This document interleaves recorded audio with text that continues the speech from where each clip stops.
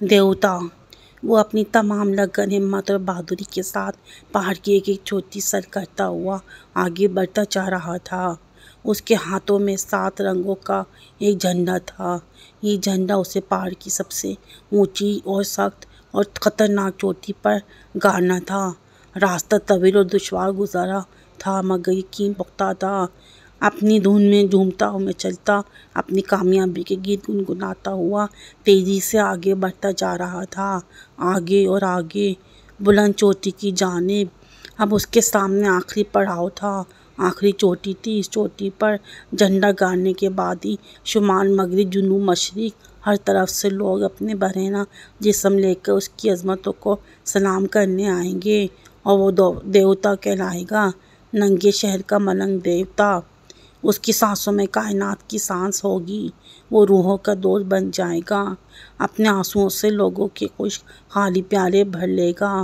अपनी झोली में छुपाए मज़े फूलों से नंगी अजमतों को संभालेगा। अपनी नूरानी परतों से सिया झोंपड़ियों में रोशन आफताब चमकाएगा और भूली भटकी आदम की औलाद को ज़िंदगी की एक नई सुकून बख्श सोच से मुतारिफ कराएगा। और उसकी एक देरीना ख्वाहिश पूरी हो जाती।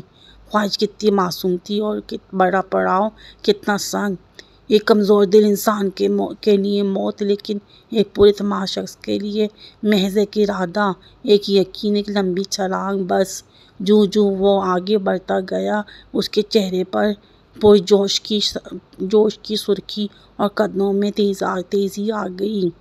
अब सिर्फ चंद मीटरों का फासला रह गया। 20 मीटर, 10 मीटर, 5 मीटर, और मंजिल के इस कदर करीब होने की खुशी ने उसके जिस्म में कपकपाहट सी पैदा की।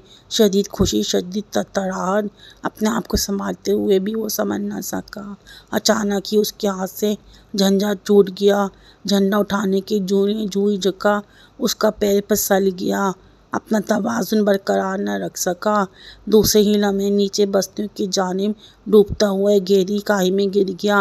खाई में अंधेरा था, मौत की सी खामोशी छाई हुई थी। चंद लम्हे बाद जब उसे होश आ गया और अंधेरों से उसकी आंखें कुछ मानूस हो गईं, तो उसके मुंह से एक तवील चीख निकलते रह गई। उसका सर पैरालाइज उठा था। उसकी चारों तरफ बेहद खौफनाक और भयानक चेहरों के इंसान थे। वो सब उसे घूर रहे थे, इत्मीनान का गहरा सांस लेकर खामोश कहके के लगा रहे थे। फिर जब कहकों का जहर उसने अपने रगों में सराहत करता हुआ महसूस किया, तो गुस्से से शदीद से तिलमिला उठा। उसने चीख कर कुछ कहना चाहा, लेकिन वो अपनी ज़ुबान हिला न सका। उसकी ज़ुबान बंद थी। वो टांगें नहीं हिला सका, किसकी टांगें टूट चुकी थीं। उसका जिस्म मफलूज हो चुका था। वो सिर्फ देख सकता था, बोल नहीं सकता था, सुन नहीं सकता था, अपनी जगह से हिल नहीं सकता था। उस खाई में पड़े तमाम इंसानों की हालत एक सी थी, सबों पर एक सा जमूद तारी था। खामोशी के तवील वक्फे के बाद उसने अपनी आंखों को हरकत दी। तुम लोग इस खाई में कब से हो? उसने बेनूर आंखों से मुख्तर से जवाब दिया। पता नहीं कब से हैं, बेशुमार मौसम ऊपर ही ऊपर गुजर गए। तुम्हारे झंडे कहाँ हैं? वो सब मुस्कुरा पड़े, कुछ सोचने लगे। इस बार उसने अपनी आंखों को एक खास अंदाज से घुमाया। बात गई कल थी, लेकिन उसका हाल सा वाबस्ता। तुम जिंदा कैसे हो? आंखें खामोश अपने सोग में डूब गईं। मेरा मतलब, तुम खाते क्या हो, पीते क्या हो? गहरे सन्नाटे के बाद जवाब एक सा मिला। जब प्यास लगती है तो अपना खून पीते हैं, जब भूख लगती है तो अपने जिस्म काट कर खाते हैं और फिर गहरी नींद सो जाते हैं। उसने इनके हाल पर रहम खाते हुए सोचा, वाकई उनके लिए सो जाना ही बेहतर है। उनकी रगें सूख गई थीं। अपना जिस्म काट काट कर खाने की वजह से इनके जिस्म में गोश्त भी कम ही रह गया था। वो हड्डियों के खुश खाली पिंजरे बन गए थे। मज़ीद सांसें संभालने के लिए वो खाएंगे क्या, पिएंगे क्या? फिर उनके झंडों को कोई निशान तक बाकी नहीं। फिर वो जिंदा क्यों हैं? क्या यूं ही सड़ने गलने और तड़प कर मरने के लिए?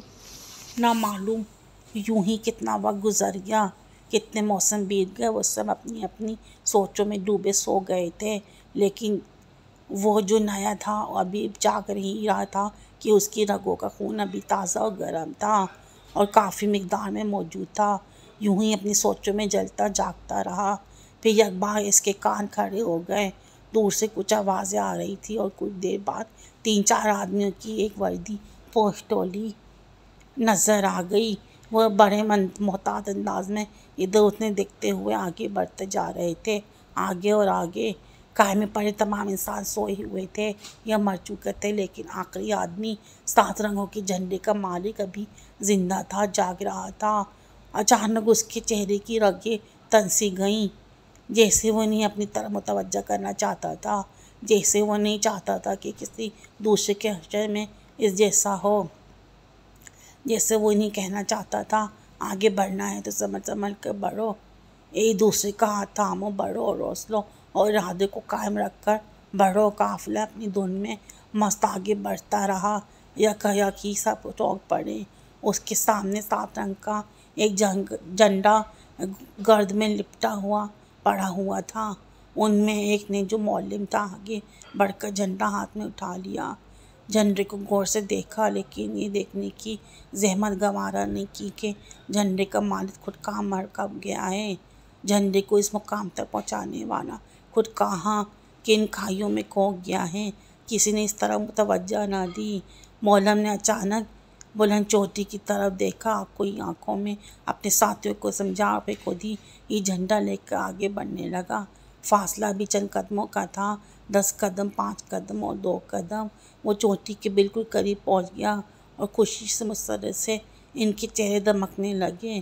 फिर जूही ही मौलम ने चोटी पर झंडा लहराने की कोशिश की, फिज़ा में अचानक और ताश सा पैदा हो गया, जैसे उनके हाथ चोटी को छूने काबिल ना थे। दूसरे ही लम्हे चोटी खुद ब खुद अपनी जगह से लड़क गई और छोटी बड़ी कई चोटियाँ अपने लपेट में लेकर लड़खड़ाती हुई उसे खाई में गिर गई, जहाँ झंडे का हकीकी मालिक अपनी डूबती कांपती आंखों से ही मंजर देखकर अपनी सांसें संभालने की कोशिशें कर रहा था। झंडा फिज़ा में मुअल्लिक रहता रहा। शहर वाले जो कि 2 झंडे को देखने के लिए आ गए। जब वो जी भरकर झंडे को देख चुके तो इन्हें झंडे के मालिक का ख्याल आ गया। फिर वो दीवानों की तरह अजीम देवता की तलाश में चीखते चिल्लाते चारों तरफ फैल गए, लेकिन देवता बहुत पहले चट्टान बोस हो चुका था। आपको ये कहानी कैसी लगी मुझे कमेंट करके बताएं और लाइक करें, शेयर करें और मेरे चैनल को सब्सक्राइब करते रहें।